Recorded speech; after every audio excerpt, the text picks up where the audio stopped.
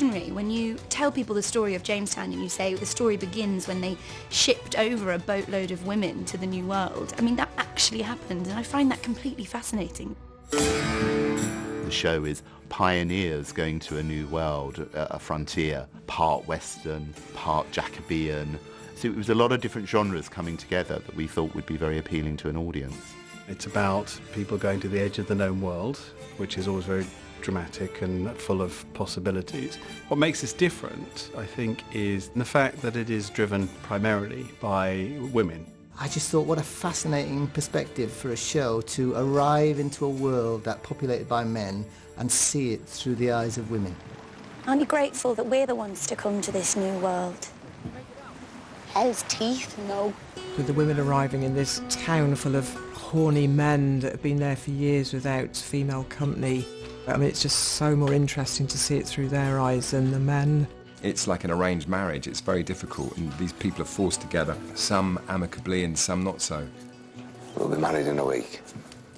It's three women who represent three very different parts of society. You know, one is fairly high class, one is working the land, and the other is a thief. Verity is very much the underdog of the three. She's a thief. She gets brought out of prison. She's very sarcastic and gobby and smart and independent. But within minutes of the show starting, her husband's nailed to the post by the ear because he's a villain and a vagabond, and then the next time she sees him, he passes out because he's drunk. So that's her primary challenge for this show. He thinks if he gets a woman who he saves from destitution, then she'll owe him, and she'll be a good wife to him, and she'll be loyal. Little does he know she ain't doing any of that. She's an absolute force. But she will be a good husband to me. She's a fighter by nature. She kind of has to be. She has started from the bottom, and life's given her no break. So she starts with that defence up. She's ready to fight. And she's not excited to come to the New World. She's just expected to be another mess like London was. And at the start, kind of is. Women like yourself and Verity Rutter are helpless here. I am not. So perhaps I can be of benefit to you now. Jocelyn is a woman of culture and of a higher class than the other women. Incredibly intriguing because she is dangerous to the status quo. If Jocelyn was alive today, she would be the governor. She is so fiercely intelligent. It is not so difficult for a woman to seize a man's attention, Lady Yardley, if she has the capability. She's a fantastic character. She's full of life and she's full of energy and she's irrepressible. And her machinations, although often driven by the best of intentions, get her into trouble. She's ambitious and she wears the trousers when she has a husband who really isn't ambitious and needs pushing. Jocelyn, please, this is the business of the company and the colony. You cannot... It's only for your sake that I worry so. Is that not what a devoted wife should do? She's constantly playing people off each other, and I think he's kind of at once shocked by it and slightly intimidated by it, but on the other side I think he's actually kind of finds it quite exciting as well, I think. She's just constantly working out who people are, what they are in the town, what they mean, and how she can, work them out and manipulate them. Having come all this way, we maids must look out for one another. What is it that afflicted you so, Alice? Alice, she's a very pure soul. She's a sort of sense of innocence about her, but she really believes that this new world is a bright future ahead of her, and so she turns up with a lot of hope and a lot of belief in what she's doing. She's honest as the day is long. She's a wonderful kind of embracer of the opportunity that this new world offers. But she is also very faithful and very good-hearted. I think she very quickly realises that this isn't going to be an easy journey, and so she has to draw on an inner strength that even she's not sure if she has or not. We are sisters of a sort. They may come from different walks of life, but they are thrown into exactly the same environment, and they're just three women trying to survive and trying to make the best of it. There's a kind of bar of iron that runs through all of them that they see in each other, and that independence and that strength is what bonds them together, and what each recognises in the other. That's the thing they have in common, despite all the apparent differences. I wanted to make them very distinct, so already in my head I wanted a blonde, a redhead and a brunette, and I always saw Alice as being the brunette. Verity was the feisty one, so she just screamed redhead for me. And Jocelyn, I wanted her to be very flaxen and very, very fair and very, the English rose, basically. Each girl should have their own look, and you have to go with the importance of the character and their silhouette.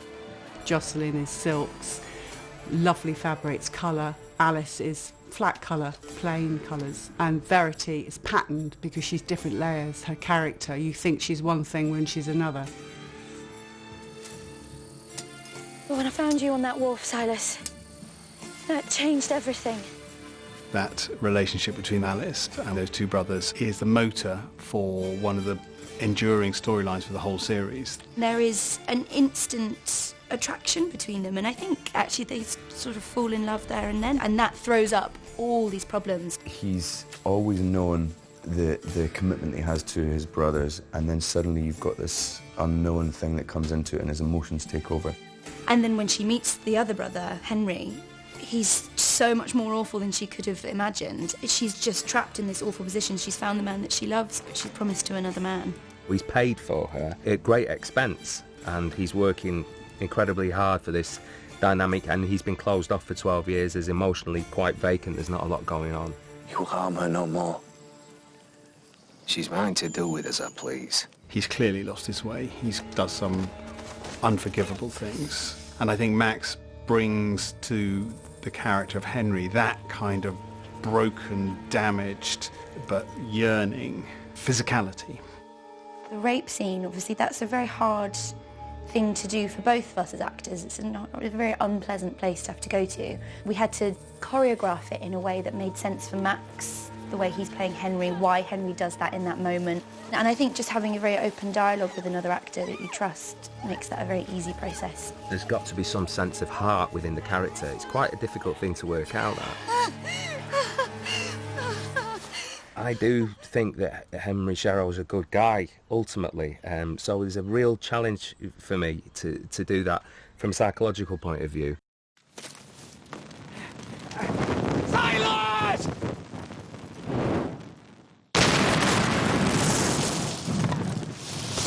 Henry gets badly burnt, and the transition is interesting, to say the least. It's quite grotesque. It's a physical manifestation of the monster that Alice has seen inside him. It feels very much like that, and when she first sees him again after all this time with all this terrible scarring, it is her worst nightmare come true. He really got his teeth into this kind of dangerous, broken character. I think Henry has such a fantastic journey to go on. We kind of bit by bit glimpse how wounded that man is, his fragility, his uncertainty, and by the time he comes back, he's transformed. After this traumatic event, she moves through sort of grief and anger and confusion, but I think fundamentally she tries to understand people. She's a very accepting person, so she tries, for the sake of Silas and Pepper, to find some sort of way of living alongside Henry. She realises this isn't someone she can just reject and steer clear from. He's going to be in her life. And then into this you have James Reed, who falls in love with Alice as well, so you've got this amazing situation of these four people. Will it have a happy ending? What happens with Henry? It's just an amazing, conflicting group of people there. The scenes that I filmed with Sophie, who plays Alice, have been brilliant. There's a lot there to explore. She's desperate to try and get away from me. I'm desperate to try and be as near to her as possible. I love you. We also have to take into account the expectations socially at the time and what is proper for a woman to do with a man who's not her husband and things like that, which adds a nice little extra dimension to it.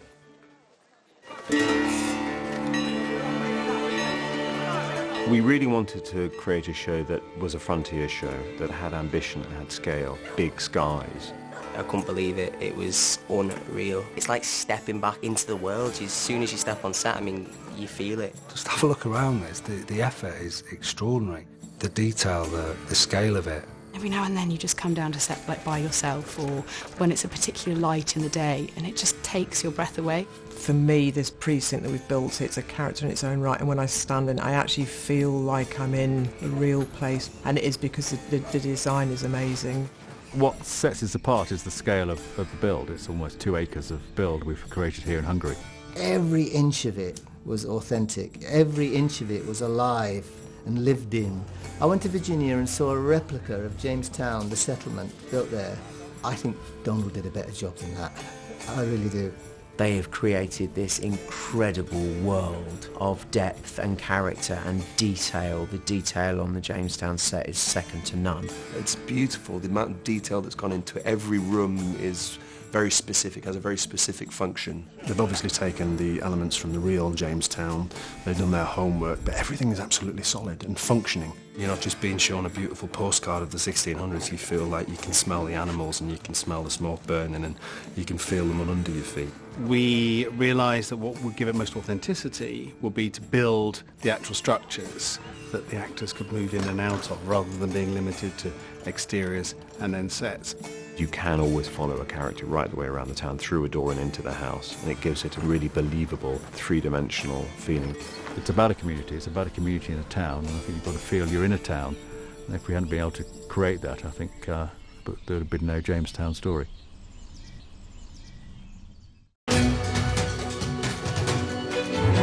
We shoot on our real sailing ship out in Spain, and then we have to see the same ship docking at our wharf location, which is in Hungary, 3,000 kilometres away. And in order to do this, we've had to build a complete CGI replica of the boat, which you'll see every time we're at the wharf location. We've got everything going on there. We're stitching together 2 shots, which has its own complications. We're adding in our CG boat. I think our CG boat is looking fantastic at the moment, hopefully indistinguishable from the real thing.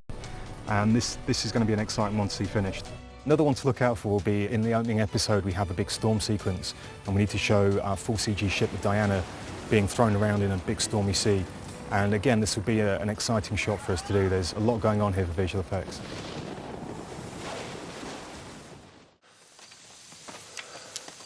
Native Americans had been developing their own territories for a generation before the English arrived. Getting that encounter right between the English settlers and the Native Americans is very important. It can't be just the perspective of the colonizers. It has to also be the perspective of those being colonized. We wanted to thread that through with real events and be very faithful to all of the parties involved. We put a lot of work into finding the right advisors and working with actors who represent the Native American community so that we've correctly captured the right names and the right behaviour and even the right architecture of the homes that these people lived in. The show approached the tribe or let us know about the project and if anyone was interested in partaking. We were asked to come out here since we are Pamunkey people, representing our ancestors who were warriors. All the men in our tribe were warriors, and that's what we are here today. I'd say it feels like you're walking into an actual Pamunkey village. The details of the Yahakans, the houses, are incredible. We used a lot of good research coming out of Virginia, from archaeology, ethnographic materials, to help make that village have its look and its authentic feel. When I started this project, that was the first thing I researched, because there's so much and you have to get it dead right. They used to shave the right side of their head because it used to get in the way of the bow and arrow, so they would just literally hack off the right side of their hair with shells. They used to use shells to shave off their hair. The top bit would be a roach, which is like a mohawk down the centre, and then the other side, the left side, it would be either braided or left loose or tied in like this special knot that they used to do, and they would have the set paint patterns, which would be the half jaw painting, half body. Yeah, it was quite technically worked out. A couple of my favourite pieces was designing for the chief. In the drawings he met them wearing a pair of deer antlers, so I made a headdress which was deer antlers, and also I made a huge feathered cape, just like a huge bird, and that's what he wears when he meets the English when they come upriver. One of the key things that we did was in terms of the language, the Algonquin language, it's a dead language. So we brought in a linguist, we've recreated that, we use it on the screen. So they were, I think, quite blown away.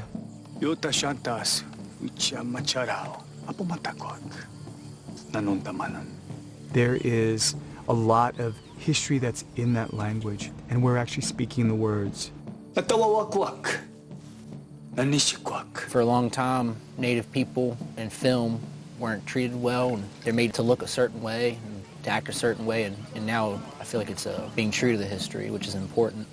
I felt like they were respecting the culture and respecting how they depicted Native people as being, human and not just antagonistic people.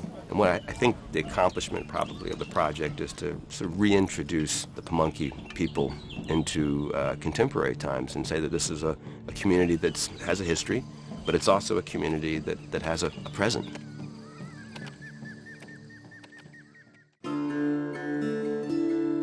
I think it's a beautiful, fine-looking show, and I think it's come together so well, and I really hope everyone enjoys it. I think the audience will be surprised by what they learn from it and how much they'll engage with the characters. Although it's set over 400 years ago, every character in the piece I think people will identify with, and I think everyone will find something that they can relate to. It was great for them to work as an ensemble. They really enjoyed each other's company, and it was a very happy set, and I think everyone really enjoyed the shooting of it. It's got absolutely everything in it, whether it's romance or danger, and this world is full of high stakes, and that's the best form of storytelling.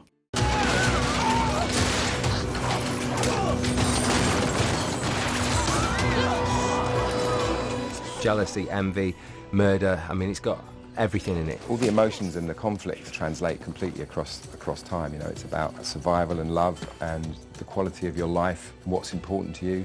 We're free men, together. Respect the rights and the conscience of all who can speak. It's never been done before. Each character has their own story.